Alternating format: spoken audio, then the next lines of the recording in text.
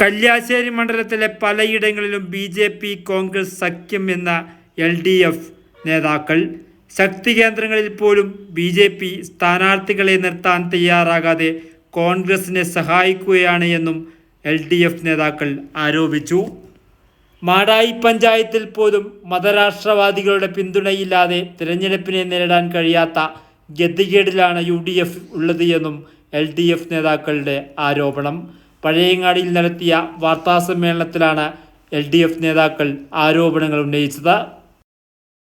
തദ്ദേശ തെരഞ്ഞെടുപ്പിന്റെ പത്രികാ സമർപ്പണവും സൂക്ഷ്മ പരിശോധനയും പൂർത്തിയായി കഴിഞ്ഞിരിക്കുകയാണ്. നമ്മുടെ ഈ മേഖലയിൽ വിവിധ പഞ്ചായത്തുകളിൽ UDF-ഉം BJP-യും തമ്മിലുള്ള സഖ്യം രൂപപ്പെട്ട് കഴിഞ്ഞിരിക്കുകയാണ്. ദേശീയ തലത്തിലും അതുപോലെ തന്നെ കേരളത്തിലും BJP-ക്കെതിരെ സംസാരിക്കുന്ന UDF LDF-നെ പരാജയപ്പെടുത്താൻ പലയിടങ്ങളിൽ ഒളിഞ്ഞും തെളിഞ്ഞും സഖ്യത്തിലേർപ്പെട്ടിരിക്കുകയാണ്. അതിൻ്റെ ഒട്ടേറെ ഉദാഹരണങ്ങൾ നമ്മുടെ ഈ മേഖലയിലെ വിവിധ പഞ്ചായത്തുകളിൽ നമുക്ക് കാണാൻ വേണ്ടി കഴിയും. കഴിഞ്ഞ തവണ കുഞ്ഞമംഗലം ഗ്രാമപഞ്ചായത്തിൽ 8 ഇടത്താണ് BJP മത്സരിച്ചത്. എന്നാൽ ഇത്തവണ 4 ഇടത്ത് മാത്രമാണ് BJP മത്സരിച്ചത്. അതിൽ തന്നെ കഴിഞ്ഞ തവണ BJP 2ാം സ്ഥാനത്ത് വന്ന മല്യോട്ട് വാർഡിൽ ഇത്തവണ BJP-ക്ക് സ്ഥാനാർത്ഥിയില്ല. കുഞ്ഞമംഗലത്ത് BJP-ക്ക് സ്വാധീനമുള്ള മണ്ഡലങ്ങളിൽ ആദ്യത്തെ മണ്ഡലമാണ് മല്യോട്ട്. മല്യോട്ട് വരുന്നത് 6ാം വാർഡിലാണ്. ഇത്തവണ കോൺഗ്രസ് സ്ഥാനാർത്ഥിക്ക് വേണ്ടി BJP പിൻവാങ്ങിയിരിക്കുകയാണ്. കഴിഞ്ഞ തവണ BJP-ക്ക് 100-ലധികം വോട്ട് ലഭിച്ച പറമ്പത്ത് 4ാം വാർഡ് 106 വോട്ട് കഴിഞ്ഞാണ് അവർക്ക് ലഭിച്ചത്. ഇത്തവണ 4ാം വാർഡിൽ BJP-ക്ക് സ്ഥാനാർത്ഥിയില്ല. മാത്രമല്ല കഴിഞ്ഞ തവണ ആ വാർഡിൽ മത്സരിച്ചിട്ടുള്ള BJP സ്ഥാനാർത്ഥി പറമ്പത്ത് മണ്ഡലത്തിലെ സ്ഥാനാർത്ഥി സുമേഷ് ദാമോദരൻ പരസ്യമായി ഇപ്പോൾ കോൺഗ്രസ് സ്ഥാനാർത്ഥിക്ക് വേണ്ടി രംഗത്തുകൊണ്ടിരിക്കുകയാണ്. അദ്ദേഹം അവർക്ക് വേണ്ടി വീട് കയറാൻ സോഷ്യൽ മീഡിയയിലൂടെ ശക്തമായ പ്രചരണം നടത്താൻ രംഗത്തെത്തിയിരിക്കുകയാണ്. എടുത്താൽ നമുക്ക് എല്ലാവർക്കും കാണും. തെരഞ്ഞെടുപ്പ് പ്രഖ്യാപിക്കുന്നവരെ ഗണവേഷധാരിയായിട്ടുള്ള അദ്ദേഹത്തിൻ്റെ ഫോട്ടോ ഉണ്ട്. അതുപോലെ തന്നെ BJP-യുടെയും RS-ന്റെയും നിരവധി പരിപാടികളിൽ പങ്കെടുക്കുന്ന ചിത്രവും. അദ്ദേഹം 2020 തെരഞ്ഞെടുപ്പിൽ പറമ്പത്ത് വാർഡിൽ കോൺഗ്രസിന്റെ സ്ഥാനാർത്ഥി, BJP-യുടെ സ്ഥാനാർത്ഥി.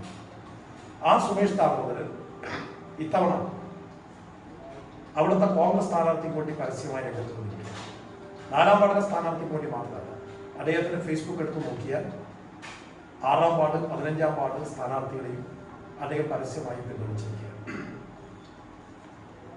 മല്ലോട്ട് ഇത്തവണ 4 ഇടത്താണ് BJP-ക്ക് സ്ഥാനാർത്ഥികൾ. BJP-ക്ക് വോട്ട് സമാഹരിക്കാൻ കഴിയുന്ന ഒരിടത്തും കുഞ്ഞമംഗലത്തും BJP സ്ഥാനാർത്ഥിയെ നിർത്തിയിട്ടില്ല. നിർത്തിയിരിക്കുന്ന 4 വാർഡുകൾ എടുത്താൽ 1, 8, 9, 11 ഈ 4 വാർഡുകളിലും BJP-ക്ക് കാര്യമായ സ്വാധീനമില്ല. പേരിന് മത്സരിക്കുന്നു എന്ന് വരുത്തി തീർത്ത് BJP-യുടെ വോട്ടുകൾ കോൺഗ്രസ് നൽകാനുള്ള ധാരണയായി കഴിഞ്ഞിരിക്കുകയാണ്. അതിൻ്റെ ഭാഗമായിട്ടാണ് പരസ്യമായ ഈ സഖ്യത്തിലേക്ക് ആൾ വന്നിരിക്കുന്നത്. ഇതിനകത്ത് ചില ദുഷ്ടശക്തികൾ ഇടനിലക്കാരായിട്ട് പ്രവർത്തിക്കുന്നുണ്ട്, ഇതെല്ലാം പണിയെടുക്കുന്നുണ്ട് എന്നുള്ള കാര്യമാണ് അവിടെ പകൽ പോലെ വ്യക്തമായിട്ടുള്ള കാര്യമാണ്.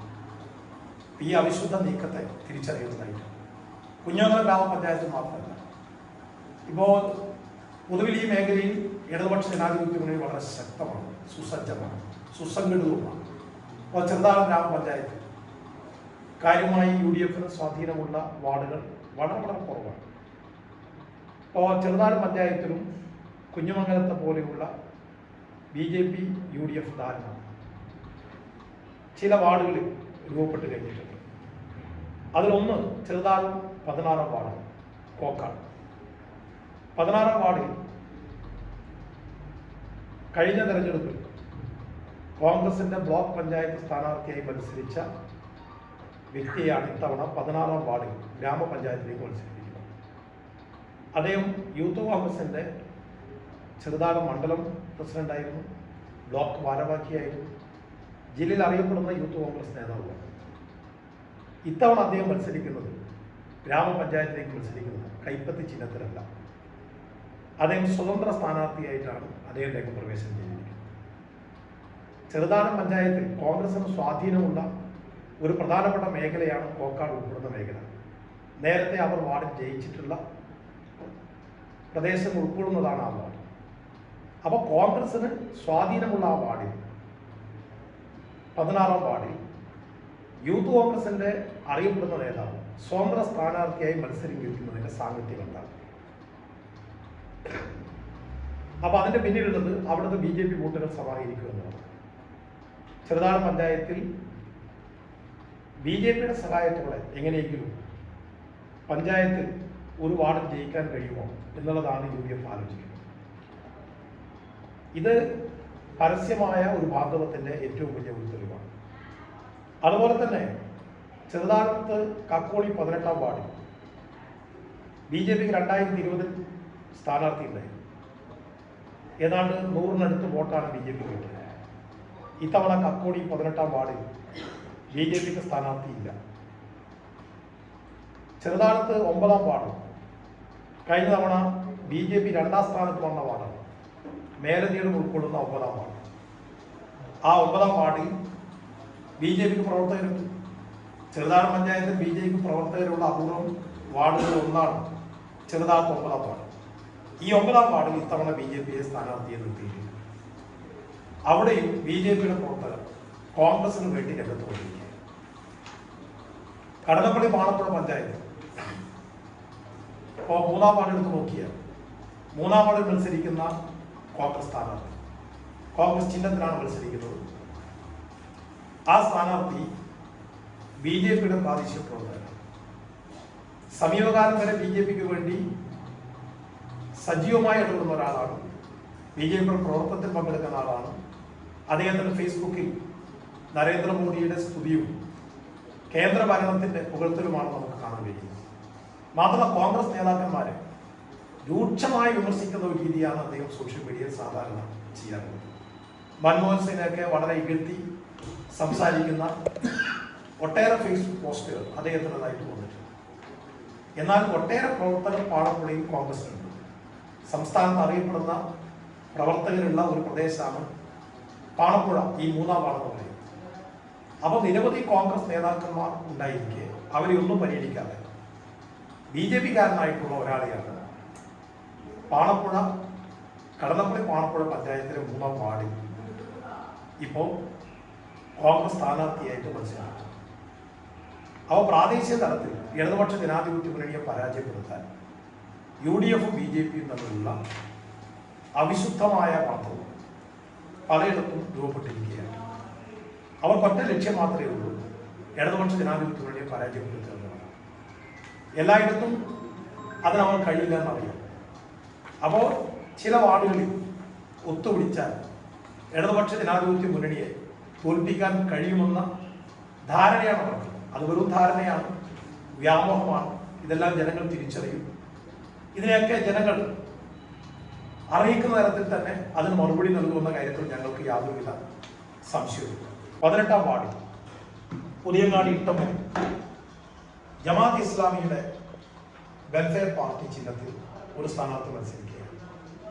ഇത് കാണിക്കുന്ന മുസ്ലിം ലീഗിന്റെ ഗതികേടാണ്. കേരളത്തിൽ മുസ്ലിം ലീഗിന് തുടർച്ചയായി ഭരണം ലഭിക്കുന്ന പഞ്ചായത്താണ് മാടായി പഞ്ചായത്ത്. യഥാർത്ഥത്തിൽ മുസ്ലിം ലീഗിന്റെ ഒരു വലിയ സ്വാധീന കേന്ദ്രമാണ് മാടായി പഞ്ചായത്ത്. അടുത്ത കാലത്ത് അതിനകത്ത് ചില ഇടക്ക് പറ്റിയിട്ടുണ്ടെങ്കിൽ അപ്പോ ലീഗിന് തനിച്ച് ജയിക്കാവുന്ന മാടായി പഞ്ചായത്തിൽ പോലും മതരാഷ്ട്രവാദികളായിട്ടുള്ള ജമാഅത്ത് ഇസ്ലാമിയുടെ പിന്തുണ തേടേണ്ടുന്ന ഗതികേട് മുസ്ലിം ലീഗ് എത്തി നിൽക്കുകയാണ് ചെയ്യുന്നത്. അതാണ് 18-ാം വാർഡിലെ ജമാഅത്ത് ഇസ്ലാമി സ്ഥാനാർത്ഥിയെ പിന്തുണക്കാനുള്ള UDF തീരുമാനം എന്ന് പറയും. അപ്പോൾ UDF ഭൂരിപക്ഷ വർഗീയതയും അതോടൊപ്പം തന്നെ ന്യൂനപക്ഷ വർഗീയതയും തരാതരം പോലും കൂട്ടുപിടിച്ച് ഇടതുപക്ഷ ജനാധിപത്യ മുന്നണിയെ തോൽപ്പിക്കാൻ വേണ്ടി കുൽസിതമായ മാർഗങ്ങൾ അവലംബിക്കുക. തീർച്ചയായിട്ടും നമ്മുടെ നാട്ടിലെ വോട്ടർമാർ ഈ കാര്യം തിരിച്ചറിയും എന്ന കാര്യത്തിൽ യാതൊരു സംശയവും. നമ്മുടെ ഈ മേഖലയെ സംബന്ധിച്ചിടത്തോളം വളരെ സമാധാനപരമായ അന്തരീക്ഷം നിലനിൽക്കുന്ന ഒരു മേഖലയാണ്. വിവിധ ജനവിഭാഗങ്ങൾ വളരെ സ്നേഹത്തോടെ ആദരവോടെ ഇടകലർന്ന് ജീവിക്കുന്ന പ്രദേശങ്ങളാണ് ഈ പ്രദേശം. ഇത്തരം പ്രദേശത്ത് BJPയുമായി ഉത്സവം നടത്തി കോൺഗ്രസ് നടത്തുന്ന ഇത്തരത്തിലുള്ള നീക്കങ്ങൾ നാടിന് ഒട്ടും ഗുണം ചെയ്യുന്ന ഒരു കാര്യമല്ല. താൽക്കാലികമായ രാഷ്ട്രീയ ലാഭത്തിന് വേണ്ടി ഒരു വാർഡ് മെമ്പർ സ്ഥാനത്തിന് വേണ്ടി BJPയെ പോലെയുള്ള വർഗീയവാദികളുമായി സന്ധി ചെയ്യുന്ന കോൺഗ്രസ് നേതാക്കൾ കോൺഗ്രസിലെ മതേതരവാദികൾ തിരിച്ചറിയണമെന്നാണ് ഞങ്ങൾക്ക് അഭ്യർത്ഥിക്കാറ്. കഴിഞ്ഞ തവണ കൈപ്പത്തി ചിഹ്നത്തെ മത്സരിച്ച യൂത്ത് കോൺഗ്രസ് നേതാവ് ഇത്തവണ ചെറുതാഴം പഞ്ചായത്തിലെ 16-ാം വാർഡിൽ സ്വതന്ത്ര ചിഹ്നത്തിൽ മത്സരിക്കുന്നത് ഇതിനു വേണ്ടിയിട്ടാണ്. ഈ കാര്യം കോൺഗ്രസ് നേതൃത്വം വ്യക്തമാക്കേണ്ടതാണ്. അപ്പോൾ ഇവിടുത്തെ കോൺഗ്രസ് അധികാര ദ്വരമൂത്ത് 1-2 സ്ഥാനത്തിന് വേണ്ടി ഒരു വാർഡ് മെമ്പർ സ്ഥാനത്തിന് വേണ്ടി കോൺഗ്രസ് അതിൻ്റെ നയപരിപാടികൾ കൈവഴിഞ്ഞ് BJPയുടെ പിന്നാലെ പോകുന്ന നാണംകെട്ട കാഴ്ചയാണ് നമ്മൾ കാണുന്നത്. തീർച്ചയായും ഇതിനെതിരായി മതനിരപേക്ഷ ഇതിൽ വിശ്വസിക്കുന്ന കോൺഗ്രസ് പ്രവർത്തകർ പ്രതികരിക്കണം എന്നാണ് ഞങ്ങൾക്ക് അഭ്യർത്ഥിക്കാനുള്ളത്. ഈ അവിശുദ്ധമായ മാർഗത്തെ പ്രബുദ്ധരായ ജനങ്ങൾ വോട്ടർമാർ തിരിച്ചറിയൂ. ഈ അവിശുദ്ധ പാണ്ഡവത്തിന് അറിയിക്കുന്ന മറുപടി ബാലറ്റ് പേപ്പറിനോട് നൽകാൻ വോട്ടർമാർ തയ്യാറാണെന്ന് കൂടി ഇടതുപക്ഷ ജനാധിപത്യ മുന്നണിക്ക് വേണ്ടി അഭ്യർത്ഥിക്കുകയാണ്. കേരളം നടക്കുന്നുണ്ടോ എന്ന് എനിക്കറിയില്ല. പക്ഷെ അതിനൊരു വസ്തുതയുണ്ട്. അത് ആ വാർഡിലും മാടായി പഞ്ചായത്തിലും കോൺഗ്രസിലും ഒക്കെ അന്വേഷിച്ചാൽ നമുക്ക് മനസ്സിലാവും. അതിൻ്റെ മറ്റു കാര്യങ്ങളെക്കുറിച്ച് ഞാനിപ്പോൾ പറയുന്നില്ല. അങ്ങനെ ഒരു പ്രചരണം എവിടെയും വന്നതായി ഞാൻ അറിയില്ല. ഞങ്ങളങ്ങനെ ഒരു പ്രചരണം നടത്തുന്നില്ല. എന്നാൽ മുസ്ലിം ലീഗിലും UDFിലും വലിയ നിലയിലുള്ള അസംതൃപ്തി ആ സ്ഥാനാർത്ഥിയെക്കുറിച്ചുണ്ട് എന്നുള്ളതാണ് കൈകാരൻ സെയ്ദിൻ്റെ ആ ഫേസ്ബുക്ക് പോസ്റ്റിൽ പറയാതെ പറയുന്ന കാര്യം. അവർക്കിടയിലുള്ള അസംതൃപ്തി ആ സ്ഥാനാർത്ഥിയുടെ രാഷ്ട്രീയമായിട്ടുള്ള പിന്നാമ്പുറത്തെ കുറിച്ചിട്ടുള്ള കാര്യങ്ങളും മറ്റാരുടെയെങ്കിലും തലയിൽ കെട്ടിവെക്കേണ്ട കാര്യമില്ല. അത് അവരുടെ ഇടയിൽ തന്നെ ഒന്ന് വിശദീകരിച്ച് പോയാൽ നാട്ടിലെല്ലാവർക്കും വസ്തുത എന്താണെന്ന് അറിയാം.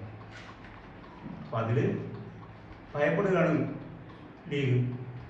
മുസ്ലിം ലീഗിന് അങ്ങനെയാണെങ്കിൽ കോൺഗ്രസിൽ നിന്ന് ദത്തെടുക്കണമെങ്കിൽ തന്നെ ഇതിനേക്കാൾ വളരെ സജീവമായി കോൺഗ്രസിൽ പ്രവർത്തിക്കുന്ന എത്ര ആളുകളുണ്ട് ആ വിഭാഗത്തിൽപ്പെടുന്ന, അങ്ങനെ ഒരു സംവരണ സീറ്റ് നിർത്താൻ പറ്റുന്ന എത്ര ആളുകളുണ്ട്? നേരത്തെ നമുക്കറിയില്ലേ, പഞ്ചായത്ത് പ്രസിഡന്റായി വന്നിട്ടുള്ള ടീച്ചറെ സംബന്ധിച്ച് നമുക്കറിയില്ല. അതുപോലുള്ള എത്രയോ ആളുകളുണ്ട് മുസ്ലിം ലീഗിൽ തന്നെ UDFിൽ നിന്ന് തന്നെ കണ്ടെത്താൻ പറ്റും. അവരെയെല്ലാം മാറ്റി നിർത്തി ഇങ്ങനെയൊരു സ്ഥാനാർത്ഥിയിലേക്ക് എത്തിയതെങ്ങനെ എന്ന് നാട്ടുകാരോട് വിശദീകരിക്കേണ്ട ബാധ്യത മുസ്ലിം ലീഗിനും കോൺഗ്രസിനും UDFിനും ഉള്ളതാണ്. ഞങ്ങളേതായാലും അങ്ങനെ ഒരു പ്രചരണം നടത്തിയിട്ടില്ല. അവരുടെ ഇടയിലുള്ള അഭിപ്രായ വ്യത്യാസങ്ങൾ പൊട്ടിപ്പുറത്തു വരുമ്പോൾ അത് മറ്റാരുടെയെങ്കിലും മേലെ ചാർത്തി രക്ഷപ്പെടാൻ മുസ്ലിം ലീഗോ പഞ്ചായത്ത് പ്രസിഡന്റോ ശ്രമിക്കേണ്ടതില്ല എന്നുള്ളതാണ് എനിക്കനുസരിച്ച്. പഴയങ്ങാടിയിൽ നടത്തിയ വാർത്താസമ്മേളനത്തിൽ LDF നേതാക്കളായ TV Rajesh, K Padmanabhan, T Rajan, V Vinod, PV ബാബുരാജേന്ദ്രൻ, താപം ബാലകൃഷ്ണൻ തുടങ്ങിയവർ പങ്കെടുത്തു. വർത്തമാന ന്യൂസ്, പഴയങ്ങാടി.